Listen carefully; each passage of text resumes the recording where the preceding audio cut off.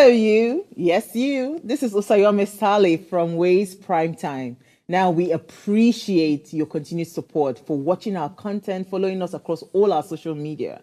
But we've noticed, for those of you watching us on YouTube, 88.5% of you who watch our content aren't subscribed to our channel. Why?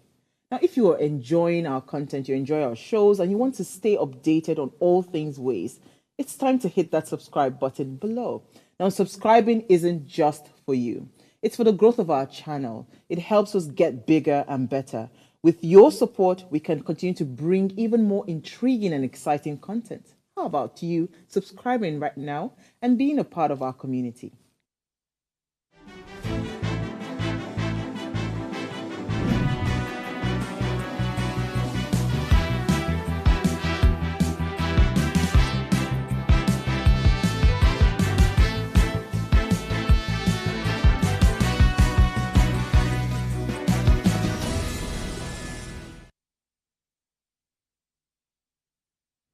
Real change, enduring change happens one step at a time. And that's a quote from Ruth Bader Ginsburg.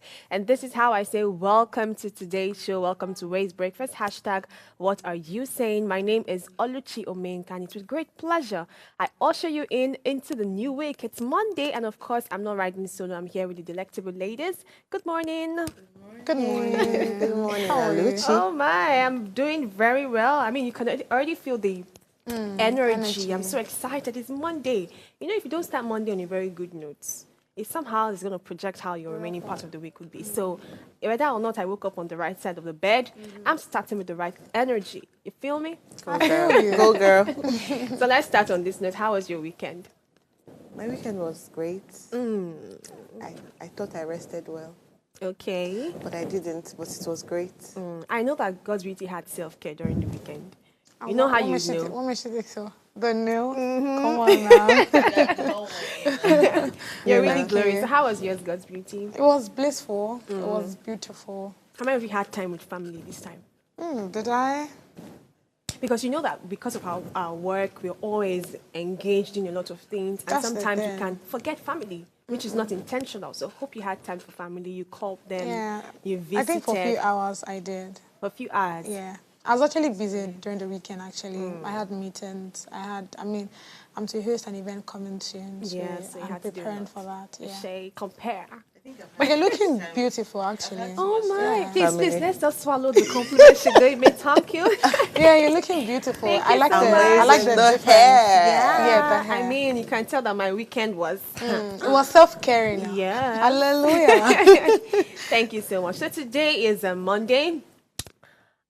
You know how Monday is now. Politics, governance, corruption, everything happening in our nation. No, we have to actually even talk about it. There's just a whole lot that's going wrong.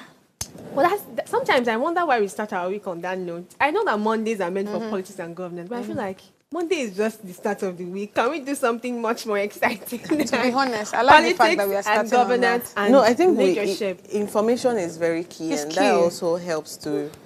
But we know the navigate kind of your information that we decisions. have in our country. We know the kind. So at the end Well, of it's this better discussion, people know. Wahala. all right, if you say so. All right, if you're yet to subscribe to our YouTube channel, please do so at Official Upgrade TV. Click the subscribe button, turn on your notification, and be part of our conversation. We'll take a short break now. When we return, look to the headlines across the Nigerian newspapers. Stay with us. We'll be right back shortly.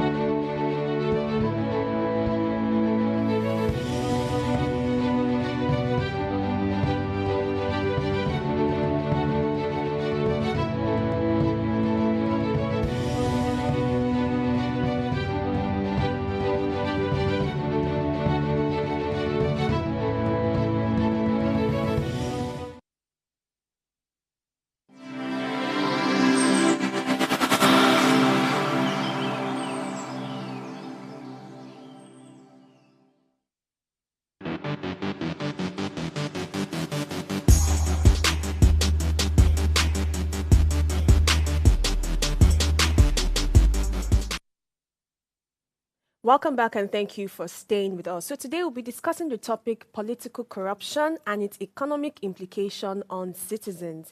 And we'll be joined by PhD scholar at IIT Bombay. But before that, let's look through the headlines across Nigerian newspapers. We have The Punch, we have The Guardian, and of course The New York Times. So let's see what we have for The Punch.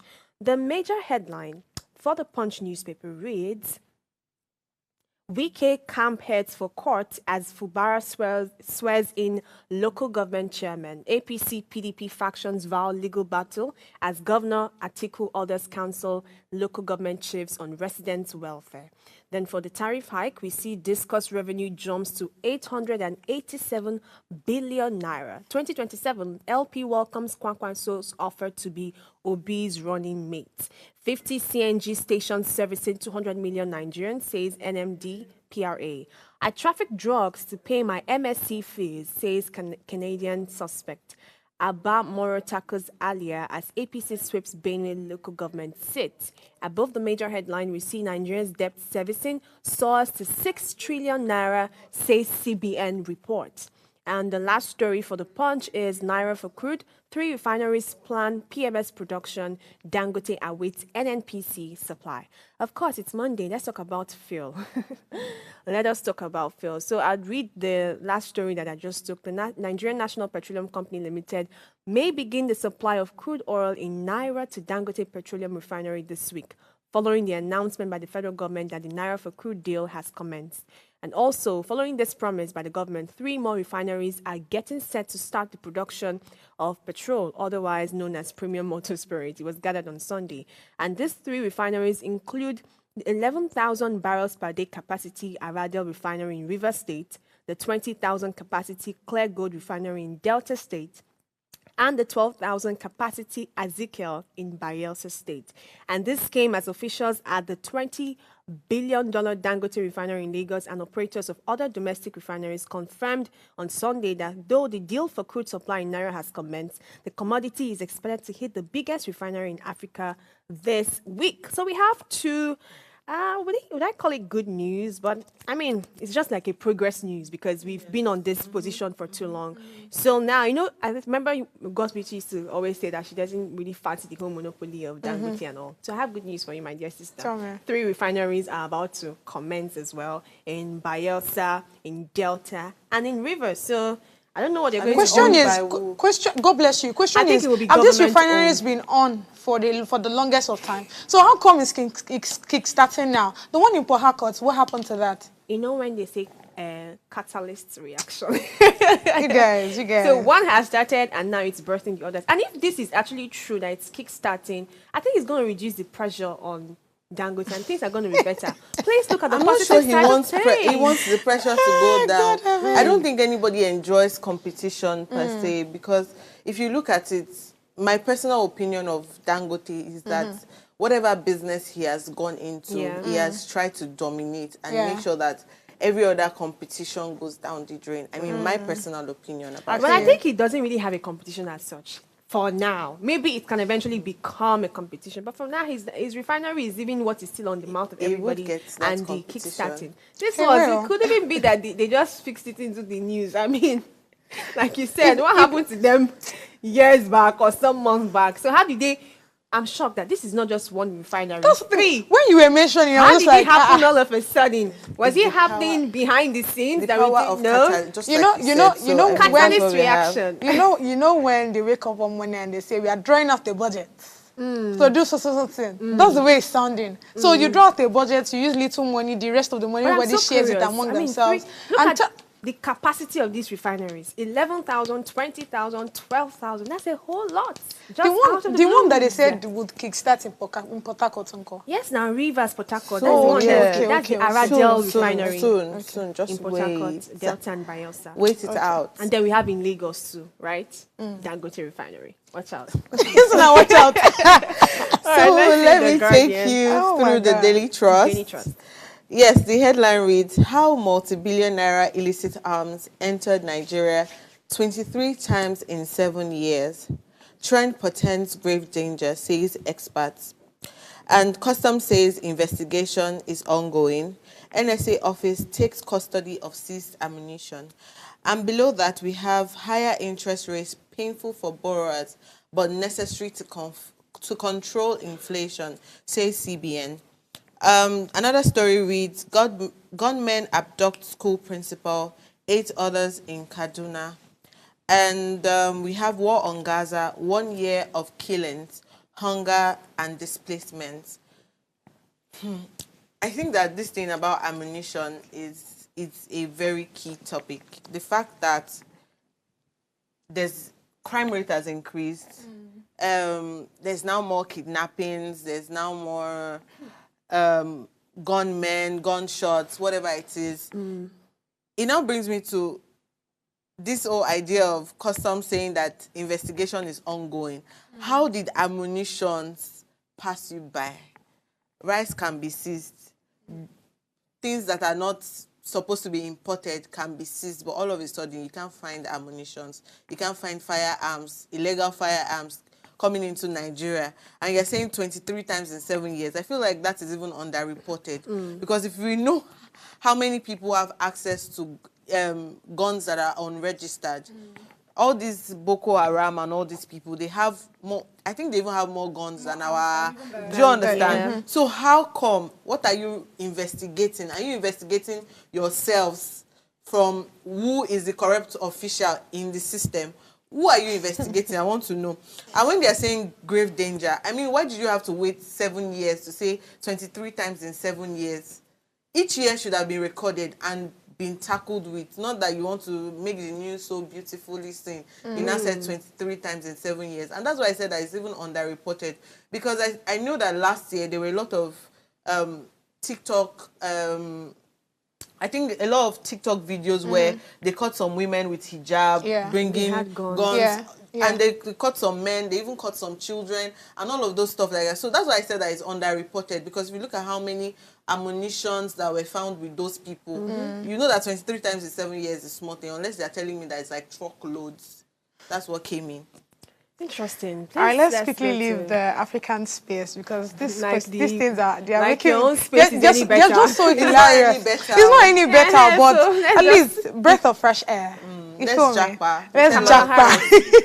All right, New York Times of the newspaper, but the right side of the newspaper we have campaign seek any edge to sway a toss-up election with 30 days to go. Harris and Trump are digging in for trench warfare. But the left side of the newspaper, nuclear plants divide villages on Polish coast. Next to that, in Lebanon, it's war. It's just not theirs. Bottom of the newspaper, rainbows and drag save a bruising spot in an old mill town, rather. Next to that, which is the last headline on the newspaper, we have churches in Dallas are bound, so they are pastor scandals. All right, the headline I want to quickly touch on, which you already know, just to give updates on what's really going on with, my favorite story, Donald Trump and Kamala Harris. No, serious. Which is campaign take any edge to sway a toss-up election with 30 days to go. Harris and Trump are digging in for trench warfare. All right, to just give a bit on what's going on, with only 30 days left before the election, both Vice President Kamala Harris and former President Donald Trump are in extremely tight race across key states that could swing the result either way.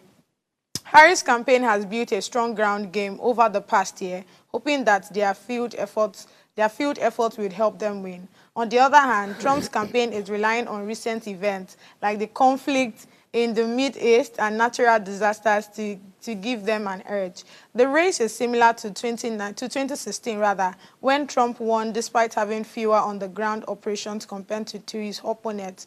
Democrats are cautious, remembering that they underestimated Trump last time, and no one is overconfident about winning this year.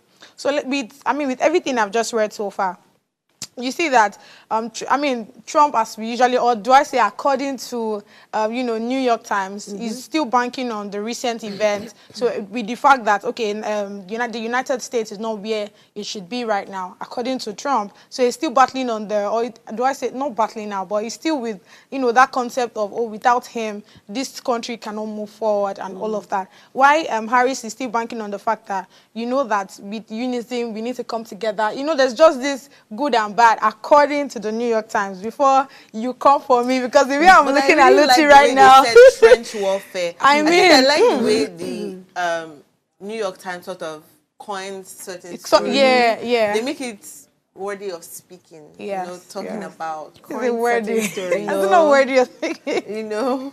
Oh this my one God. was I guess that's big. all we can take for the headline stories. We'll take a short break now. When we return, we'll go straight to the hot topic for today and welcome in our guests. Stay with us. We'll be right back shortly.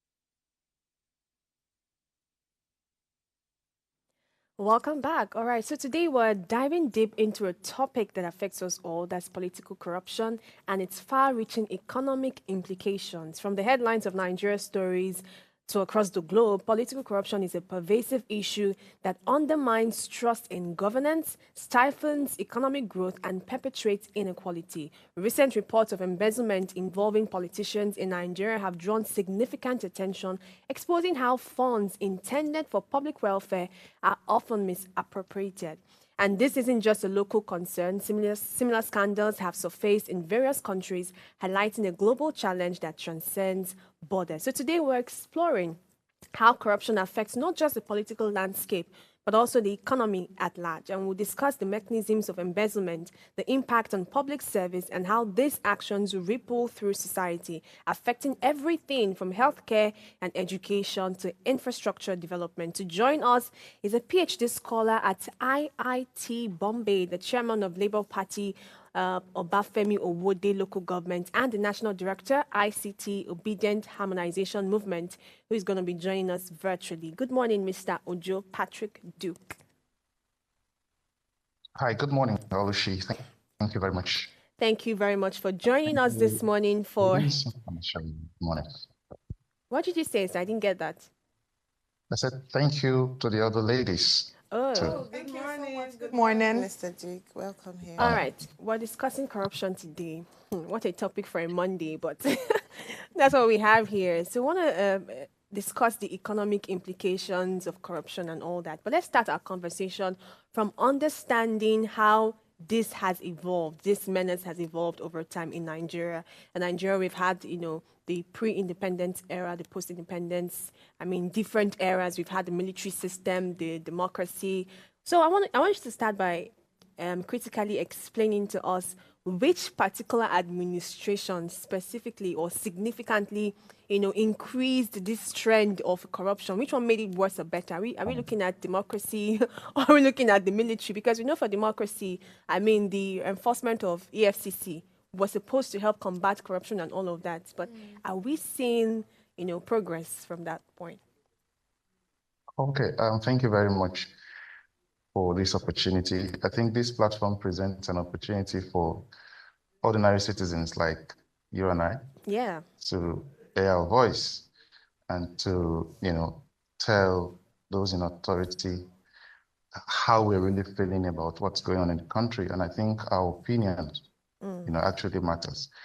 Yeah, it's pretty difficult to box the issue of corruption to one administration or the other. It's been a collective and cumulative effect. of activities and events pre-colonial times, during colonial times when we got our independence, and even now, it doesn't appear that anything has gotten better. In my opinion, it appears that the trajectory has been, upwards of corruption. Things have been degrading. Imagine telling you that life was better for me 20 years ago, looking at the situation of Nigeria, or 30 years ago than it is now. So it's very difficult to actually pinpoint it. Democracy was expected to bring us, a time when people have to have the opportunity to decide who leads them as compared to during the military era. But even in democracy, we are getting it worse to the point that people are even envisaging for a possibility of a return to a time when they know that, of course, their rights will be trampled upon, but they are just thinking perhaps life might be better off during a military administration than what we are having currently in a democratic institution. In democratic, during democracy. So it's been going from worse to worse. It hasn't gotten any better. And it doesn't even appear that the leaders we have are conscious of the fact that we have a country to build. So I will not pinpoint it to a particular administration. Every administration since independence have contributed in their own way to what we are having, concerning corruption in the country today. Thank you very much for that. And as you said, since the First Republic, it has been corruption, corruption, corruption. And I feel like corruption has been responsible for the political instability of successive governments that we have had. So it brings me to the question of, it has been so from the beginning. So how do we change it? What do we do? Because we now know that it has been there. Nobody has had it better. We can say that we have it better, but almost every generation has said that during our time, it was this, during our time was this. How do we change it? What do we do? Okay.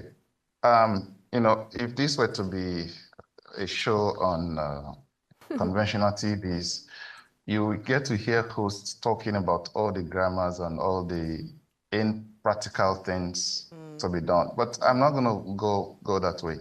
First and foremost, I think a lot of Nigerians need to understand what corruption is. Yeah, we know what corruption is, but at the same time, we see corruption as something very abstract in some sense. If we consider corruption from the lens of how it impacts on our lives directly, and then we'll probably begin to see it as something much more serious than we are seeing it, currently as citizens. Yeah, exactly. And perhaps the younger generations will be able to understand and be able to put side by side the impact of corruption directly on their lives. I can start from the aspect of education, which happens to be, an area I'm very interested in. Okay. Consider the quality of education in Nigeria. Consider the amount of, the number of out-of-school children, especially in the north. And then consider the correlation between that and poverty and unemployment. You begin to see that lack of investment in education by the government, which I believe is cleverly orchestrated, it's deliberate, because you see politicians living very lavish lifestyles across and even flaunting it and telling you there's nothing you can do about it. And then you see our schools in dilapidated situations. You see we don't have laboratories, our professors cannot conduct experiments, a lot of these disturbing issues. And then you talk about out-of-school children, because even primary education, basic education is no longer guaranteed in the country. And then you see how this spirals into the level of insecurity that we have, across the country. So if we understand every of these aspects, not to even talk about healthcare, not to talk about, security itself, what our police and other institutions have become, So if you're asking how we are going to get out of this, which I believe is what every Nigerian is also asking about, okay? I think it must be a collective thing. First and foremost, we have a document that connects us together as a country. And I must tell you that it appears that the document has a lot of faults that politicians are taking advantage of. I'm talking about the Constitution. Yes, I agree. It is not, it is not as if we don't have, laws, but somehow it appears that the politicians or the leaders, so to say, have found a way to circumvent or take advantage of the minor nuances or the minor lacuna in the law to perpetrate whatever it is they're perpetrating. And mind you, this impact of corruption, we should also not look at government alone. The system have been so bastardized that everybody is now a partaker of the virus, if I would use that word for corruption. And it goes across board. Yeah. If you find yourself in a place to be rendered service and then someone is giving you preference over somebody else, you'll feel important. You feel you feel like you've been favored. Whereas in other countries, even the person that is an official, who is an important person, will prefer to stand on the queue.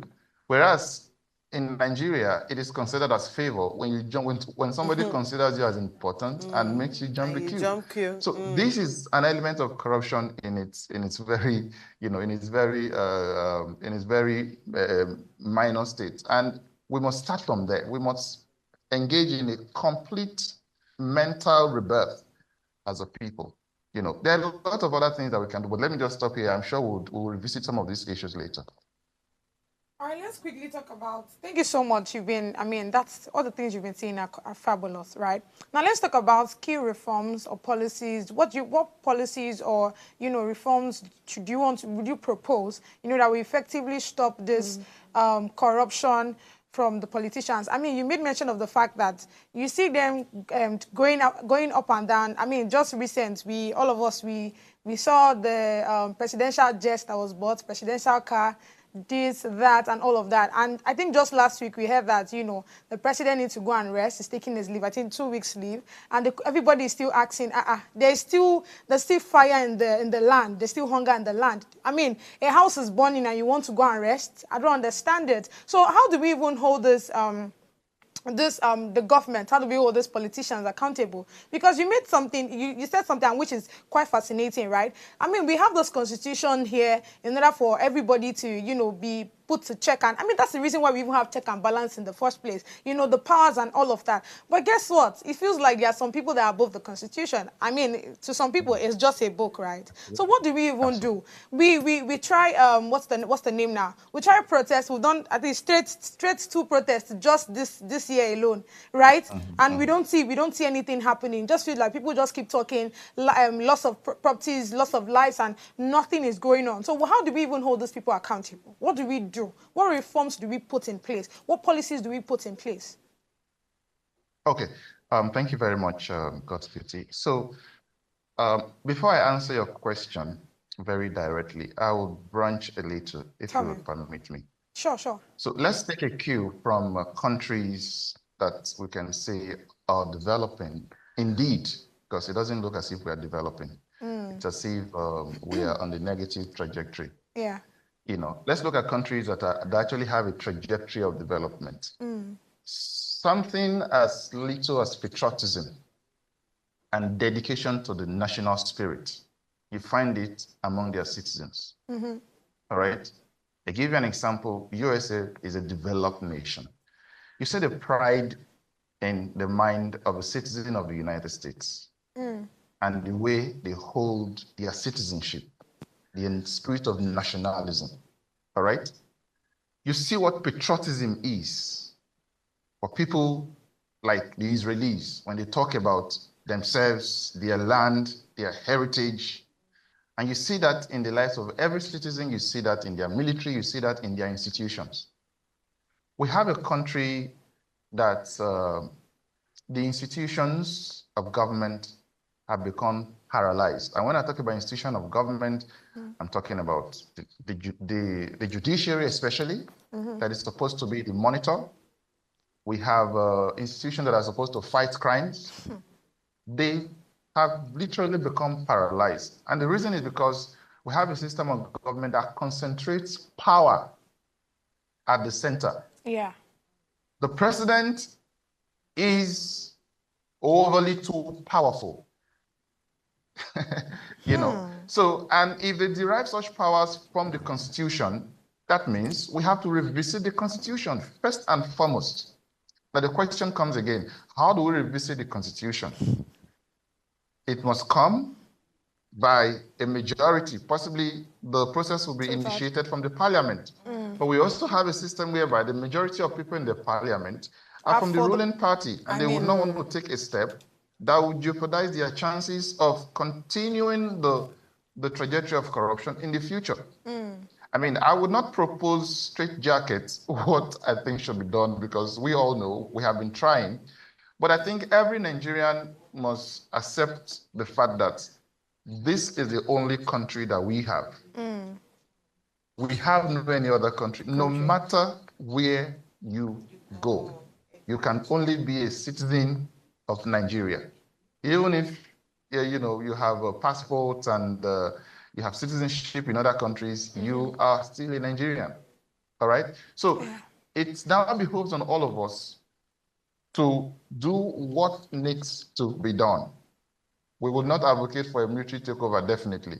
But we must come to the point whereby the Constitution of the Federal Republic of Nigeria will be revisited such that institutions of government, like the judiciary, will have very highly revered autonomy.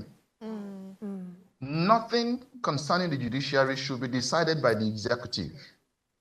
Otherwise, he who dictates, how do you say that? He who plays the piper will dictate the tune.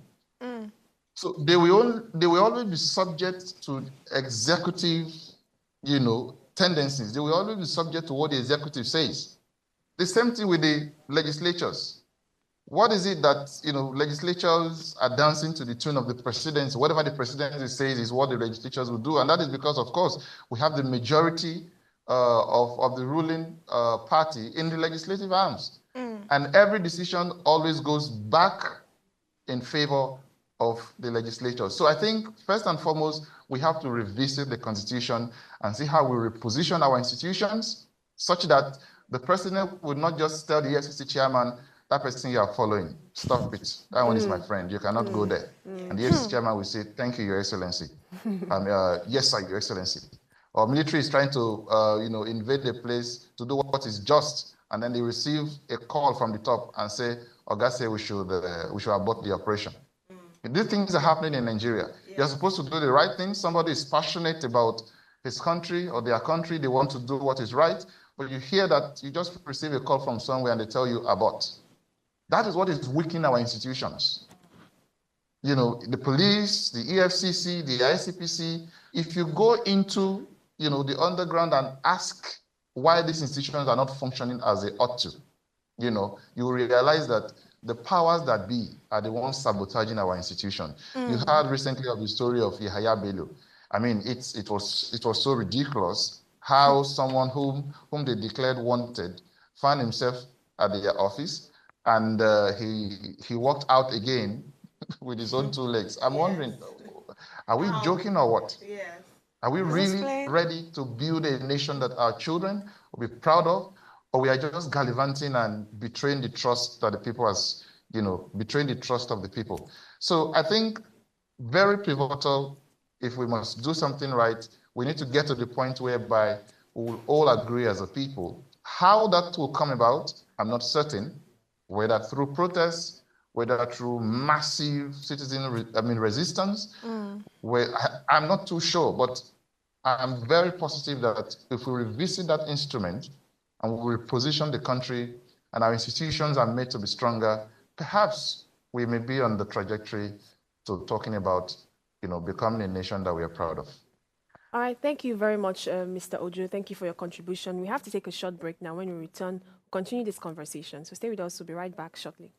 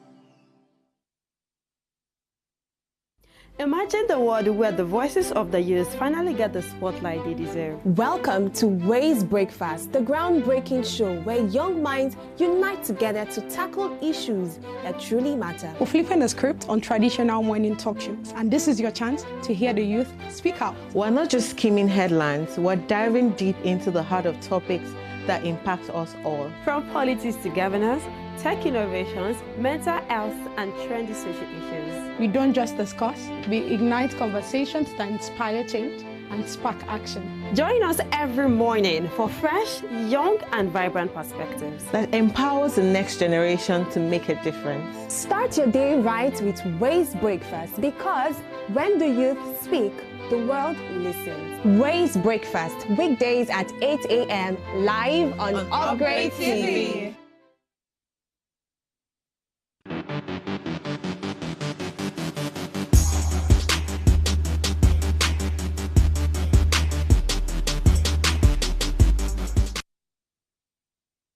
Welcome back, and thank you for staying with us. Today is Monday. We're discussing politics, governance, leadership, and everything in between. Our topic today is centered on political corruption and its economic implications on citizens. We've been joined by guest Mr. Ojo Patrick. All right, we're still going to continue our conversation. So there was something I picked from everything that we've been saying so far, how that to combat corruption, it's a collaborative effort. I want us to start from that point, because the truth is, if we keep going, I feel like we've had this kind of discussion a whole lot. And we're always going to put the blame on the government because they take a huge chunk of that blame. But at this point in our lives, I want us to really sit and, I don't know, maybe take stuff into our own hands, or just try to see how we can help ourselves out of this. This is a collaborative effort. We cannot always bank on the government. We can't always wait for them to, come to their, the right kind of senses to do the things that ought to be done. So it's a collaborative effort. Let's look at the role that we play as Nigerians, as private sectors, to ensure that corruption is combated. Because many times, the implication of corruption is not just one sector. It flows into different sectors. There's education, there's healthcare, and all these different sectors have privacy in them, in the sense that they can also be private, owned by private individuals. So in your own experiences and with what you know, how do you think that these collaborative efforts, what's our own role? What role do we play to ensure that we combat corruption without necessarily waiting for the government? Because I know they know these things. Okay. First and foremost, I think it's important for us to realize that in the long run, in the overall picture, nobody actually benefits from corruption. In the interim, it may appear that somebody is catching away with some huge billions of naira and saving monies for his third generation yet unborn. But when you look at it again, it is a society that is at peace, that you'll be able to live in with your stolen money. All right? The children that you have not raised, that you have not schooled, that you have not educated, will become a nuisance and become a threat to your own safety. So in the end, you are not even safe, despite your money. Yeah. You would not repair the roads. You might just be traveling 5 kilometers on one of those roads, and you might just have an accident, and that might be the end of your life, the person's life. You would not spend money on healthcare and improve our health facilities. Something might happen to you someday, and you will not have enough time to get, carried to your overseas healthcare provider, and the healthcare system that you have failed to improve, that will be what will, you won't have anywhere to go, obviously.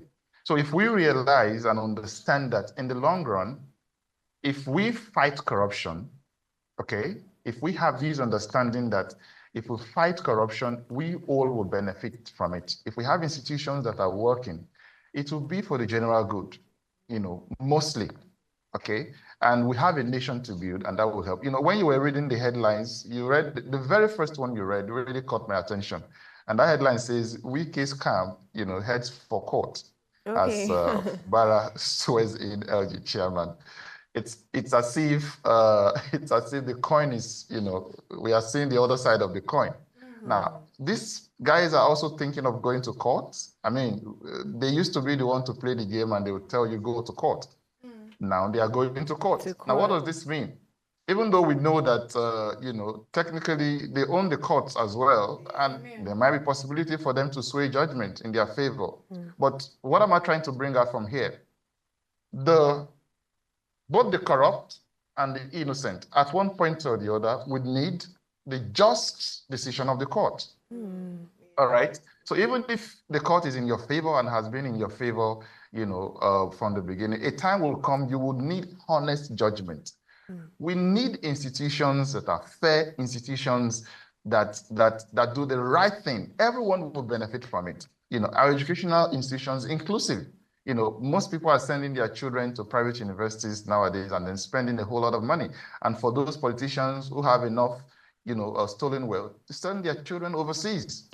The question is that you are not developing your local institutions. Tomorrow is ASU strike. Next tomorrow is NLC. Things. I mean, how do you feel when you go to other countries and then they talk about they talk about your country with all the economic indices, everything looking very fearful? Don't you feel ashamed? Very ashamed. You know, so I don't really know how these people, how they think. But let me come back directly to your question. So if we are thinking of what to do, all right, as individuals, we must begin from where we find ourselves. Before now, there has been this very ungodly narrative, I would say, when politics is mentioned, everyone decides to shy away from it. Yeah. You know, for a long time, I was also maintaining a borderline concerning decision about politics. But I realized eventually after joining politics that I actually joined very late. I joined very late. If I had the understanding I have now, possibly I would have joined politics exactly, immediately I was 18 years of age. Wow. I tell you, perhaps that would have made more different. But again, maybe the values I have now, I might not have, you know, acquired that kind of value or enough of that value then. But the deep instinct to want to do the right thing has always been there. So probably joining politics earlier will probably have helped me in contributing more to the meaningful change that I desire. So that goes back to what I think we can do.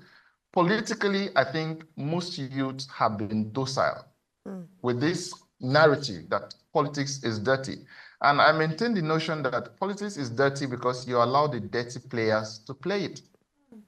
All right? All you focus on is education. After your bachelor's, you go for your master's. After your master's, you go for your PhD, or you look for a job. Nobody's thinking about governance. I mean, if you want to get into the police, you know, the rigorous, recruitment system you have to go through, same as the military. But unfortunately, or should I say fortunately, the getting into politics has the lowest bar. So if you leave the other people in the society, possibly those who are not able to gain the kind of education that you have, to be the one to go into politics, in the end, 10, 20 years from now, they'll be the one deciding what happens to you. They will not provide you with jobs because they don't know how to do that, obviously. All right? So I think neglecting these aspects of leadership, participating very actively in what is happening politically, you know, is one of the most dangerous things, in my opinion, that I think we have done in the long run. We deliberately left it, and then we just fictitiously say there are some people called politicians, all right? And then you see a military leader, let's say an army general, after retirement, what does he do? He comes to politics, you know? And then you are young, you cannot see it from the get-go, as young as you are, that I think I should get into politics. And what is in politics? There's nothing special, you know. I mean, the dreaded demon that you see outside, I don't think that is what it is actually inside. At least if you start from your very local constituency, come together, attend meetings, do what needs to be done, give your opinion. And when political seasons come around, try to do your best to ensure that the same thing you have wished for as a citizen, you now have an opportunity to demonstrate it. You ensure that there is no corruption within your system. You ensure that you are not perpetuating and aiding and abetting corrupt practices within your party and political structure. You know, these are some of the things that we have been a proponent of in the Labour Party, where we currently, belong, and within the obedient movement. So I think from that perspective, we can do our best. And for those who have, for those who work with companies, you must have values that cannot be compromised. Even if not because of your honor, you must think first about your country, because the little thing you do in your corner has a reverberating effect. Imagine 1,000 people doing one little thing. Same thing. It becomes the norm. All right, so everyone must have that value system. Yes. For your sake, for your integrity, for your honor, and for the honor of country. So I believe these and different other areas in education, malpractice should not be condoned. Lecturers, asking students for money, for marks, those things should be barred completely with capital punishment if possible. I mean serious punishment in this case, not actually capital punishment. So people must see that they must see value in living honorably, in living a life of integrity, in not trying to cut corners. As individuals, despite the fact that leaders are doing all of these things, as individuals, we must begin to align ourselves to value systems that will build nation, that will bring about nation building. There are so many things that we can do, but for now, I think I'll leave it at this. Thank you. Thank you so much for the enlightenment. I want to rush you with 2 questions, and this is because you have mentioned things and I had to, let you speak and learn. First off, a lot of Nigerians don't even know how many agencies we have for check and balance. And I want to mention a few. We have agencies like the Independent Corrupt Practices and Other Related Offences Commission, which is the ICPC, the Economic and Financial Crimes Commission, the popular EFCC, and the Bureau of Public Procurement, which were established. These are in addition to the existing institutions such as the Code of Conduct Bureau and its tribunal. But despite this establishment of these impressive arrays of institutional mechanisms aimed at combating corruption, the vice is still there, So do you think that these agencies should be scrapped? Because I see no value in them. You see the cases of EFCC, even down to, you were even talking about Yahaya Bello.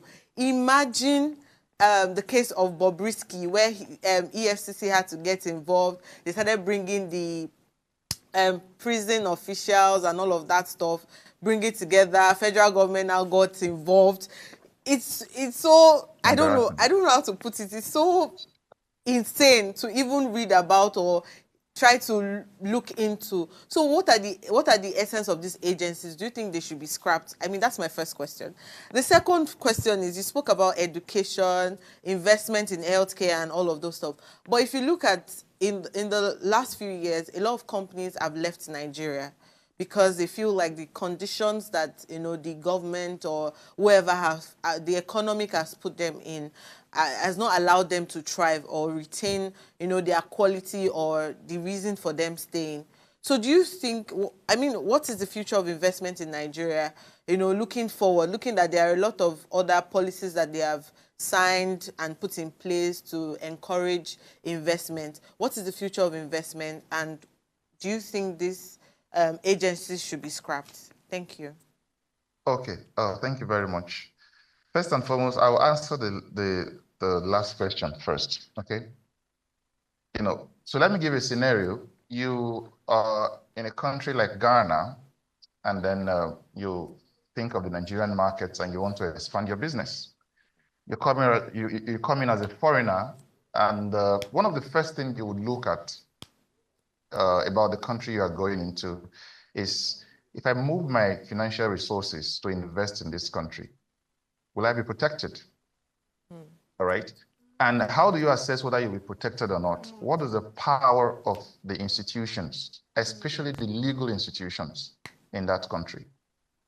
Now, I'll tell you why I think things may continue like this for some time.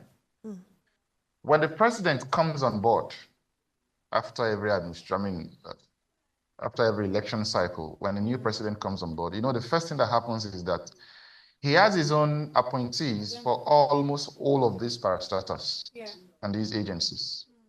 All right? And guess what?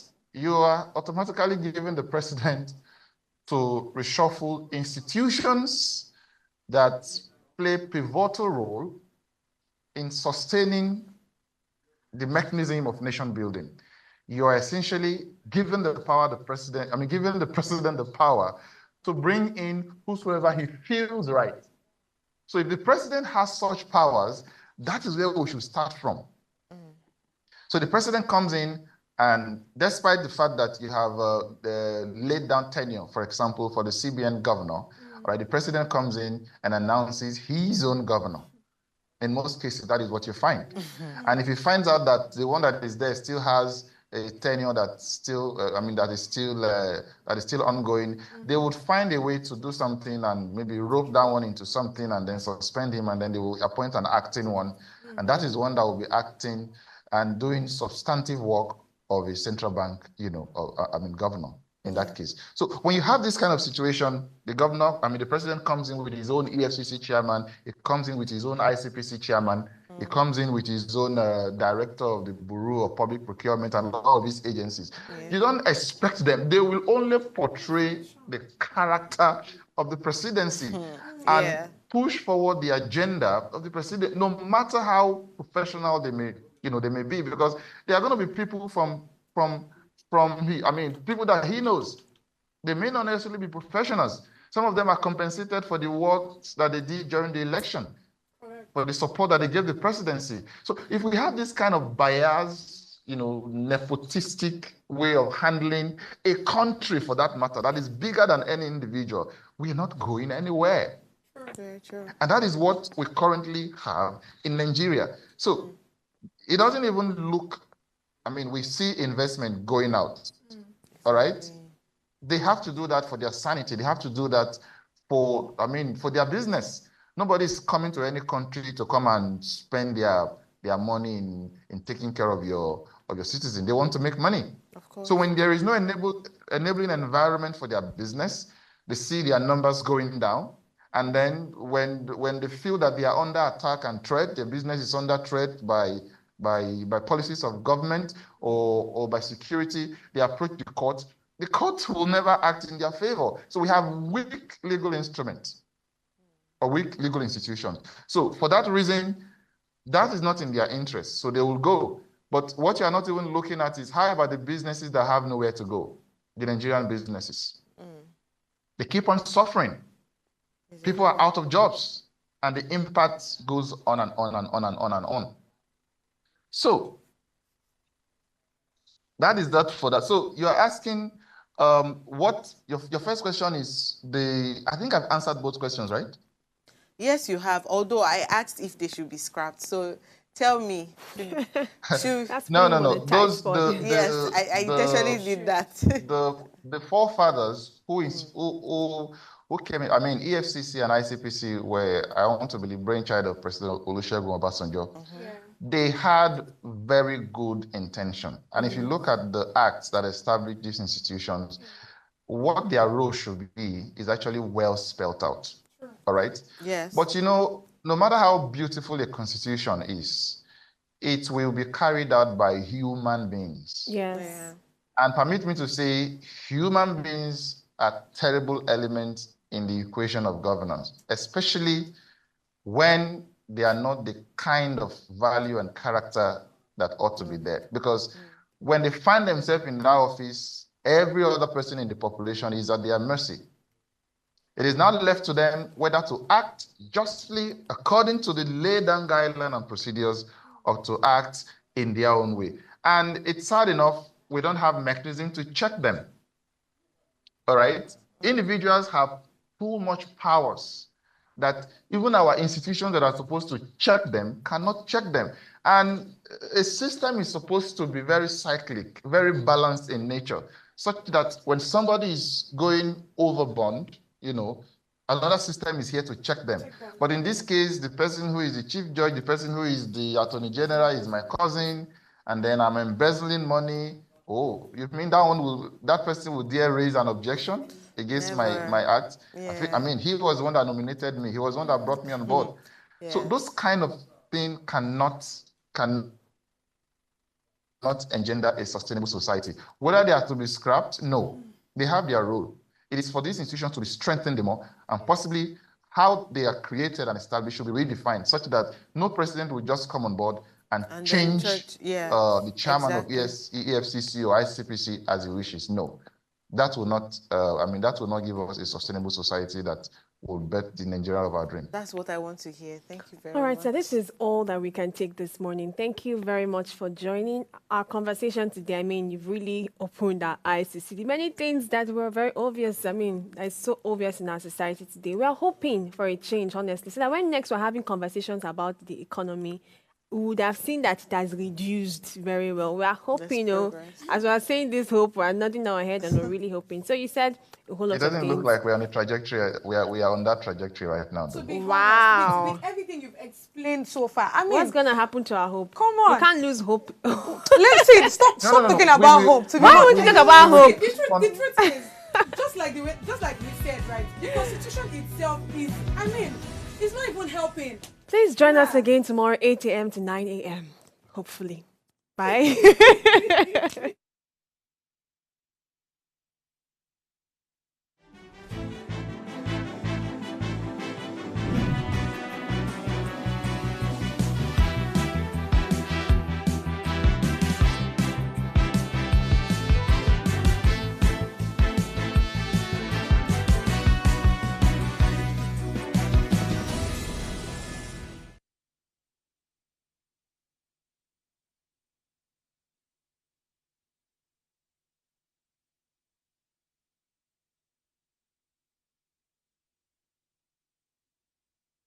Hello, you. Yes, you. This is Osayome Sale from Ways Primetime. Now, we appreciate your continued support for watching our content, following us across all our social media. But we've noticed, for those of you watching us on YouTube, 88.5% of you who watch our content aren't subscribed to our channel. Why? Now, if you are enjoying our content, you enjoy our shows, and you want to stay updated on all things Ways, it's time to hit that subscribe button below. Now, subscribing isn't just for you. It's for the growth of our channel. It helps us get bigger and better. With your support, we can continue to bring even more intriguing and exciting content. How about you subscribing right now and being a part of our community?